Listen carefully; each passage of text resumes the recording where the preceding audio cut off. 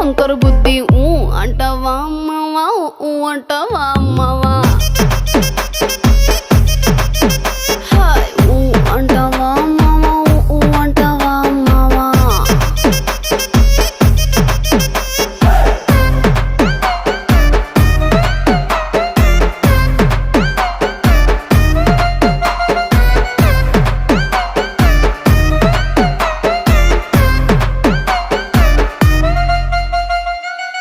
ఎత్తుకుంటే ఒకడు ఎగిరి గంతులేస్తాడు, కురుసాకుంటే ఒకడు మురిసి పోతాడు.